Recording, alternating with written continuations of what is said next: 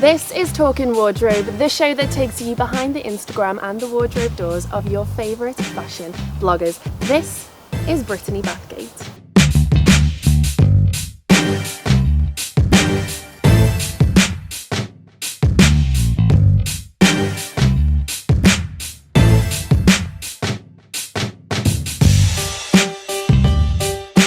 So Brittany, let's kick off. What's your favourite magazine? Probably Elle. What are you ordering at the bar? White Russian. What's the programme you could watch over and over? Probably Friends. And what's your favourite lyric? The first lyric of Sympathy for the Devil by the Rolling Stones. Please allow me to introduce yourself. I'm a man of wealth and taste. So you have a spare hour in your day, what do you do? Probably go for a run. What are your 5 recently used emojis? This one, kind of like the sad face that's like poo. The face that's like the little party popper. What's your favourite lunch? There's a small falafel bar here in Norwich and I tend to go there when it's like payday. What's the best song ever? Queen's Under Pressure. And who should we all be following? They should all be following my boyfriend because he is really good at painting and you can find him at Dean Khalil.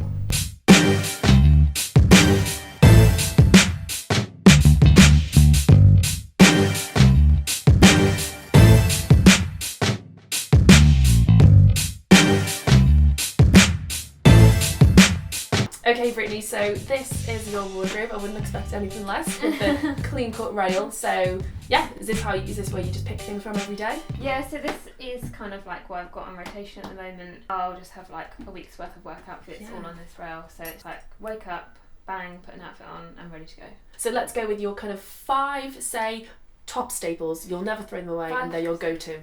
Okay, so first up, probably be a pair of 501s. Amazing. Yeah. Second will probably be white t-shirt. This one is from my favourite t-shirt brand, Comme des Garçons. And probably a Breton. You can't go wrong really, can you? Like, it's self-explanatory. Yeah. It's the item I go to when I don't know what else to wear. The fourth item would probably be white shirt. Can't go wrong with white, crisp shirt. I'd say I'm still on the hunt for the perfect white shirt, but I don't know if that hunt is ever going to end just because there's so many cuts, there's so many fits. But this one from Atterley Road is like a kimono shape and it just sits really boxy. I quite like that. The girl that likes French Connection and whistles, so definitely check out Atterley Road. Yeah, amazing. And my last item would probably have to be a pair of cigarette pants.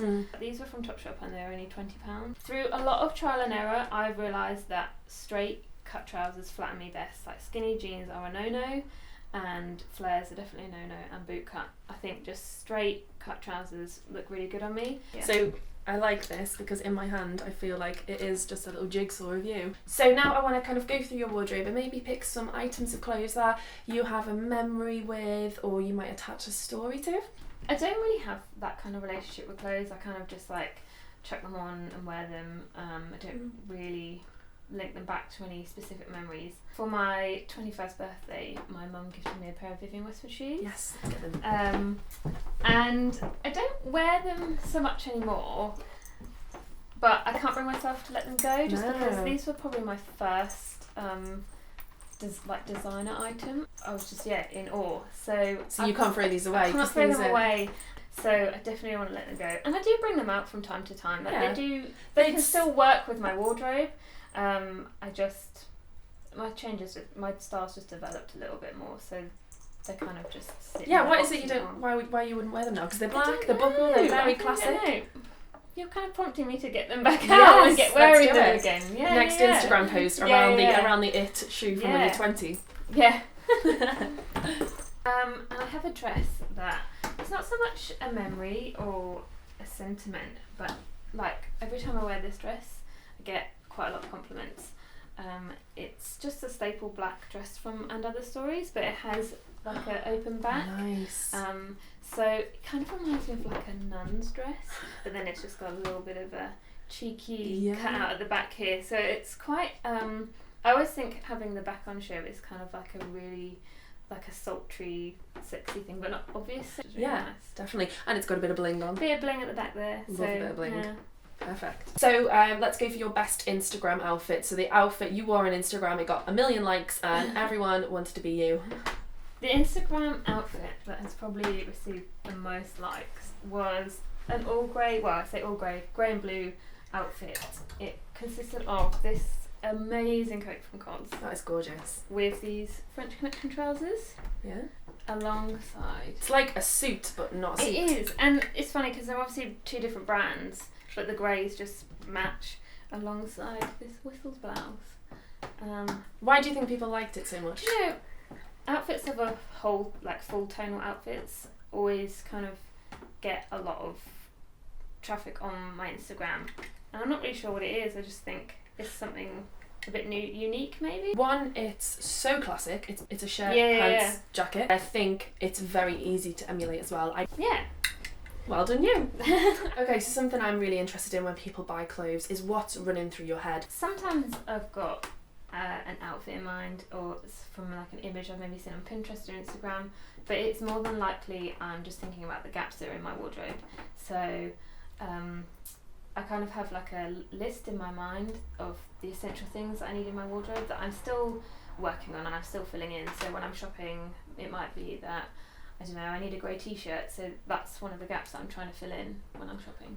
Okay, cool. So do you have any style icons? I don't have you down as someone that is obsessed with celebs or anything. I imagine it's definitely not someone who sort of idolises celebrities or anything like that. I'm more inspired by like real life, just people around me.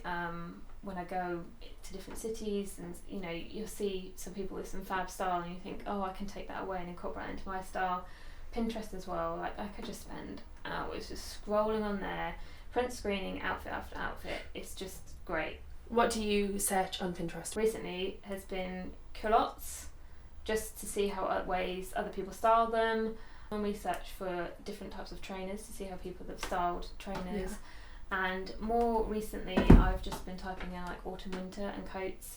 I don't really idolise celebrities, but I do have a little soft spot for the Olsen twins. The Olsen twins, you like them? Their hair and all the black. Yeah, they make me want to grow my hair. Let's pick your favourite shop and talk to me about how you kind of literally shop. My favourite shop to physically shop in will probably be COS, and I will literally walk in and look at every single item, because COS is a shop where you have to look at every item, because COS is very much about textures and cuts and shapes. It's not something you can just browse and pick up, and like obviously you have to really sort of examine everything you're looking at. And the shop's very much laid out in colours as opposed to say like themes. So you go to some high street stores and there'll be like a festival area or there'll be like a monochrome area, whereas COS is just one like whole space, if that makes sense. Yeah, There's it's no like separate areas. just continuous clothes. Yeah, just continuous clothes with accessories underneath. So yeah, I will literally go in and I'll just go through every single item, just examining everything. And would you say you're more attracted to colours? You mentioned they're kind of going colour themes. I'm definitely more attracted to colours. And the great thing about COS is they've introduced a lot more interesting colours like pinks and lilacs recently, which colours that I wouldn't normally go for. Yeah. But because it's COS, I'm kind of like swayed by them, and find myself trying on like colours that I would never even have dreamt of trying on. What's your favourite non-Brittany Bathgate colour? Pale pink, or the kind of peachy colour of the Acne Studios logo. Love that colour. So very nice. Specific, but yeah, very, very on it. You know what you're looking for. So you have such a set look, as we can see. Do you ever see it changing? Do you ever see it drastically going, do you know what, get rid of the stripes, let's wear some yellow? Like, what do you think? What do you think over time? I don't see it drastically changing anytime soon. The big change in my style has already happened. I think it happened sort of when I was coming into my 20s. Like, I stopped buying fast fashion and I just matured a lot more, and I slowed down with the buying. The only changes I could see would maybe it getting a bit more sophisticated when I'm 40, where I'd probably like to dress in like entire Joseph or maybe like Hobbs when I get to like my 50s or my 60s. Yeah. I can see you like 60-year-old just in like a full tailored suit. Yeah. That would be amazing. Definitely, yeah. But yeah, I'm really happy with where my style is at the moment, and I see it just maybe growing organically as I get older. So I think girls would be very envious, I think, of the fact that you've got it so pinpointed. I would love to open my wardrobe and to just be like, you could close your eyes and pick things and put it on and it would look good. You've got it that nailed on. I think that's down to a lot of OCD tendencies. I'm OCD in what I pick to go in my wardrobe, but then I'm also OCD about how my wardrobe is then hung. So much so that, like, I'll iron everything. I hand wash probably 90% of my wardrobe, and I hang my whites inside out because I'm really scared about them getting dirty, so I'd rather the dirt get on the inside of the top than on the outside. No one can see it then. People are always like, how do you keep everything so clean? Especially like my trainers, people are always like, how do you keep your white trainers so clean? I keep them, I wash them every time I wear them. Every time? Yeah, every time. No, I just get like a sponge and I'll just like wipe away just any grubby marks, and then they go back in their original box with the tissues stuffed in the toes. No. And they're all piled up nice and neatly. It's... Good on you, girl. I couldn't do that. I come in and I've just got like a floor robe, so... Yeah. Yeah.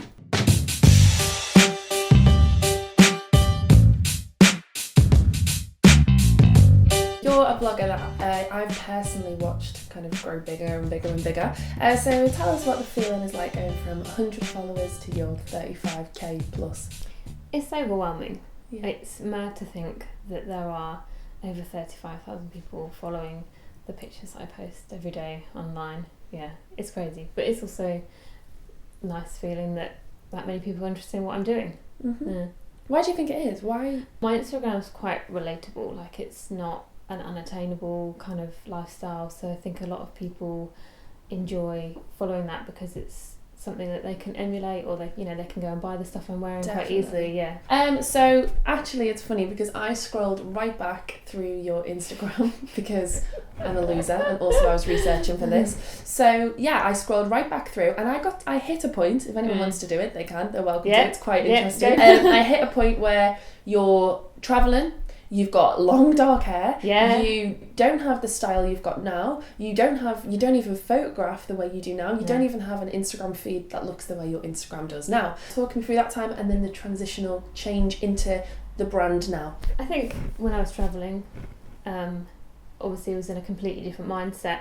I kind of just had to throw all my materialistic values out the window, and it was just all about living out of a backpack and wearing the same sort of 6 items over and over. So life wasn't really about what I was wearing, it was more about photographing what I was doing in Australia. And it wasn't until we moved into this house, actually, we kitted our whole house out from like IKEA furniture, and we bought the mirror, the famous mirror, on my Instagram. And I think it was just from that point that Instagram just switched, and I was like, I've got a full-length mirror, I can take full-length pictures of what I'm wearing. This is cool. So I just did that, and that's my thing now. Like, the mirror selfies is my thing. Definitely. And I don't think I'll ever stop doing it. It is my brand, but it's also what keeps me relatable. You know, I'm just a girl here in my bedroom taking photos of what I'm wearing. People love that. So I'm just going to give people what they want. Have you always wanted to work in fashion? Were you a kid that was obsessed with fashion? You were going to grow up, your career was going to be dresses and shoes? No, I think lots of people think that that's what I was like, but not at all. I was always so much more into art, and I actually did an art degree as well. So in a bid to just get money, I landed myself a job in retail, and I've just worked my way up. And I'm now a visual merchandiser, so I'm quite lucky. I've kind of combined the creative side of retail and sort of fashion and merged it all together. So it's kind of like art and fashion, so I've been quite lucky to land that job. And I think you can see across your whole brand of blogging and Instagram that you are an artist at heart. Every little detail is artistic. It's all thought out, yeah, definitely, yeah.